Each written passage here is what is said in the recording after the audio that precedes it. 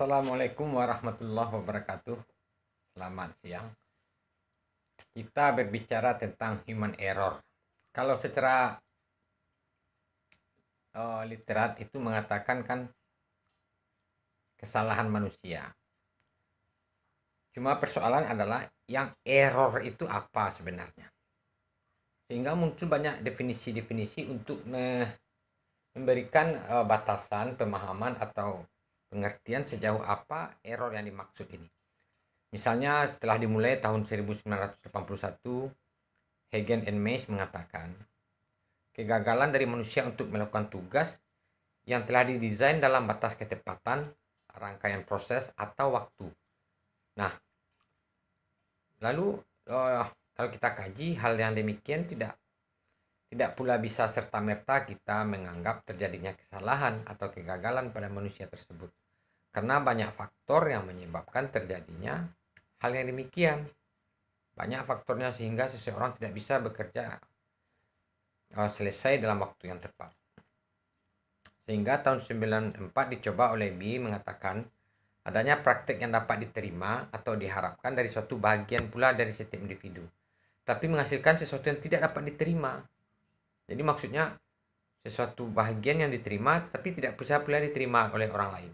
Nah, ini juga perlu dikritisi. Kenapa? Karena yang diterima dan tidak diterima ini tentu berbeda sudut pandang dan sudut kebutuhan. Bisa jadi bagi karyawan ini sudah bisa diterima tapi tidak bagi bosnya kan. Nah, ini juga perlu dikritisi sehingga ada juga lagi tuh si Reason tahun 1990 mengatakan semua kesempatan di mana rangkaian aktivitas mental fisik yang direncanakan tidak berjalan seperti yang diharapkan. Nah, ini tidak berjalan seperti yang diharapkan juga terjadi juga kan, sehingga sangat tidak mudah mendudukkan maksud human error ini dalam dunia industri sehingga bisa kita pahami lebih jauh bahwa kesalahan yang dimaksud itu dalam istilah error merupakan hal yang abstrak. Hal yang abstrak itu ya karena tidak mudah kita mendeteksi. Sedangkan tindakan seseorang berbuat atau dia tidak berbuat itu merupakan suatu gagasan yang nyata. Artinya terlihat. Dia harusnya menekan tombol X tetapi tidak dia tekan, itu dia tidak melakukan itu kan. Nah, itu merupakan ide yang nyata itu. Nah, itu bisa itu dinilai sebuah kesalahan. Kemudian ya kesalahan itu merupakan hal yang sulit untuk didefinisikan. Meskipun kita mudah untuk mengenali tindakan yang dianggap salah itu kan. Misalnya orang lalai. Bisa kita lihat itu. Kita kenal, oh dia lalai. Tetapi mendefinisikannya itu sulit. Sulit sehingga ya begitulah selalu berkembang ilmu tadi. Bahwa kesalahan adalah sesuatu yang telah dilakukan yang tidak diharapkan oleh pelaku. Tetapi ya tidak diinginkan oleh suatu aturan yang telah ditetapkan. Oleh karena itu dalam mempelajari tentang kesalahan ini paling tidak kita memahami 3 hal. Pertama, kesalahan manajemen namanya. Kedua, kesalahan teknis. Ketiga, itu kesalahan karena faktor lingkungan. Kesalahan manajemen itu seperti misalnya kesalahan dalam tanggung jawab kerja. Tanggung jawab ini si A tapi terberikan ke si B tidak melakukan. Itu kesalahan manajemen. Kemudian komunikasi kerja. Misalnya komunikasi yang tidak efektif antara top down, atasan bawahan, bawahan ke atasan. Kemudian kerja sama kerja, teamwork yang terjadi. Nah, apabila 3 kesalahan itu terjadi, maka itu dimasukkan ke kelompok manajemen error. Nah, lalu ada lagi kesalahan lingkungan. Kalau dalam dunia konstruksi itu disebut dengan force majeure. Tekanan politik, tekanan keuangan, kondisi cuaca, keadaan, hujan misalnya. Nah, itu kan kesalahan lingkungan. Dianggap kesalahan lingkungan. Tetapi kalau kesalahan yang berkaitan dengan human error adalah tingkah laku manusia. Adalah perilaku manusia tersebut di dunia kerja. Dan itu pun sebenarnya tidak berdiri sendiri. Kesalahan manusia tadi di dalam dunia kerja tidak berdiri sendiri. Banyak variabel penyebab. Sehingga ada orang yang menyebut ada 9 hal yang mempengaruhi.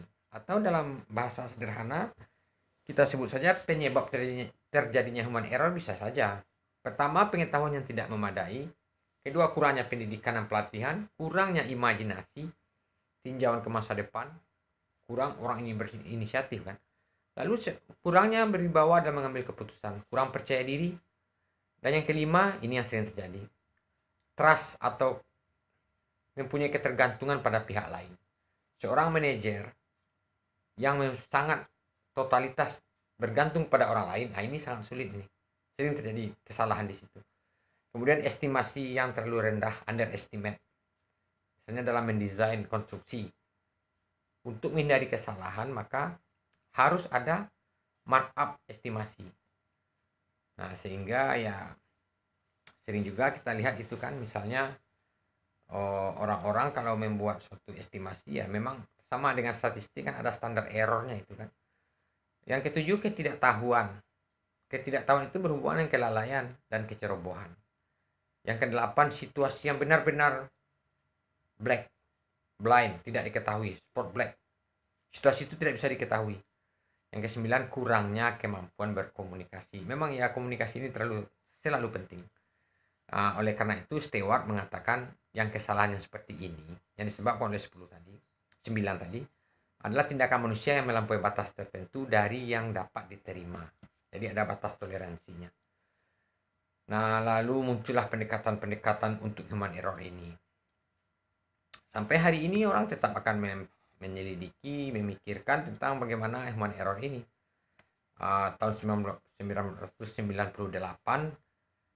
Atkinson itu mengatakan pemikiran modern juga sekarang mengenali bahwa sebab-sebab kegagalan adalah lebih kompleks dari pengkaitan yang sederhana ke pekerja maupun ke manajer. Sangat kompleks. Bukan hanya sekedar sesama karyawan dengan atasan. Oleh karena itu, dalam meneliti atau menganalisis human error ini memang sangat butuh pemahaman yang komprehensif. Lalu kita lihat sebab-sebabnya lagi kan. Sebabnya itu dikelompokkan. Tujuannya adalah untuk mempelajari atas 3 hal. Pertama, sebab primer. Kedua, sebab manajerial. Ketiga, sebab-sebab global. Apa itu sebab primer? Sebab primer itu adalah human error pada level individu yang bersangkutan. Sehingga untuk menghindari kesalahan pada level ini, ahli teknologi cenderung menganjurkan pengukuran yang berhubungan dengan individu. Sehingga muncul mata pelajaran ergonomis. Misalnya individu yang pendek dalam melakukan suatu pekerjaan, maka didesain rancangan yang sesuai dengan kemampuan dia. Kemudian ada pelatihan, ada pemilihan personel.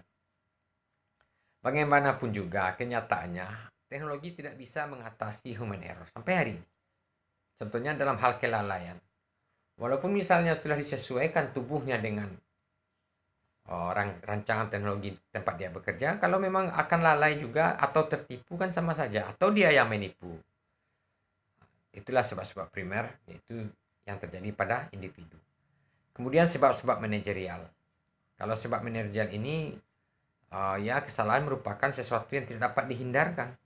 Pelatihan dan pendidikan memang mempunyai efek yang terbatas. Adapun pelatihan, manajemen segala macam itu terbatas. Tidak ada satupun penekanan penggunaan teknologi yang benar-benar bisa mencegah terjadinya kesalahan. Itu fakta, ini telah diakui itu secara luas, sudah diakui di mana literatur sekalipun. Oleh karena itu merupakan peranan manajemen itu sangat penting untuk memastikan pekerja melakukan pekerjaan dengan semestinya, untuk memastikan sumber daya yang tersedia pada saat dibutuhkan, dan untuk mengalokasikan tanggung jawab secara akurat. Si A mengerjakan apa, si B mengerjakan apa. Yang terakhir, sebab-sebab global. Sebab global ini sebenarnya kan alternatif di luar yang 2 tadi, yaitu kesalahan yang berada di luar kontrol manajemen, yang meliputi keuangan, ekonomi, tekanan waktu, dan budaya organisasi. Budaya organisasi itu hal yang penting. Kenapa? Karena seseorang yang bekerja dengan background tertentu, dengan budaya tertentu, begitu masuk ke dunia kerja di tempat ia bekerja, ia akan serta-merta mengikuti aturan main, tradisi, budaya yang ada. Menjelang dia bisa pas dengan itu, maka akan terjadi human error. Ataupun setelah dia pas dengan itu, memang budaya itu yang benar-benar memungkinkan terjadinya human error. Nah, oleh karena itu setelah sesi ini kita akan membahas lebih jauh human error itu berhubungan dengan rancangan teknologi, rancangan kerja. Karena berhubungan dengan kepribadian manusia, sehingga kepribadian manusia dan kemudian rancangan teknologi. Itu yang akan kita bahas setelah ini. Assalamualaikum warahmatullahi wabarakatuh. Salam lestari.